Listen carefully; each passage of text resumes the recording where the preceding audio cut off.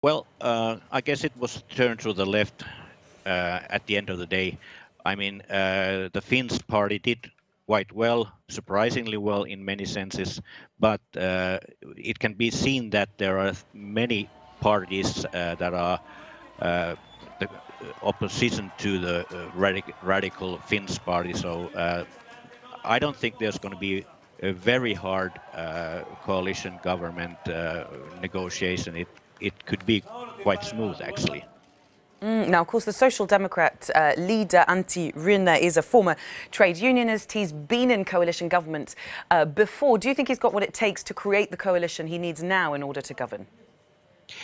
I think he has, as you said, Bell, he is a former trade union chief, and he's known as a tough negotiator, but he is known also as a man whose word can be trusted when he makes a deal.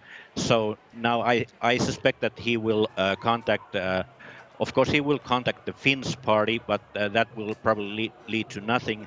Then he will contact the center-right Kokoomus party, the EPP party in Finland, and then there will be the Greens that gained in the election, and the Swedish-speaking minority party, and maybe even the Left Alliance. So that would be a basis for a typical Finnish, quite a broad coalition.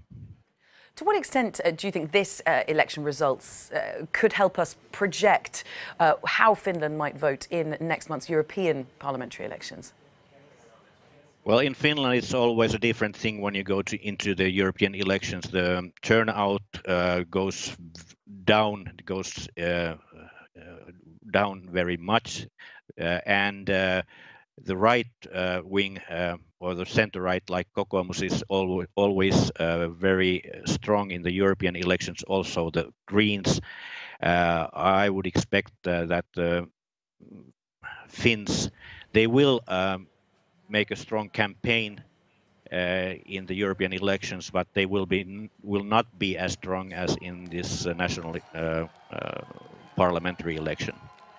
Now, of course, in the election we've just seen, the general election, none of the parties got more than 20% of the vote. Is there a problem here that none of them are now able to say that they have a majority to govern? Well, it's a typical Finnish situation that we have this multi-party system, and we haven't had big parties, major parties in a long time. We only have middle-sized or small parties, and actually, you said it, none of them got more than 20%. None of them got even 18%. So this is really actually historical, but it will not prevent Finland from getting a majority coalition government.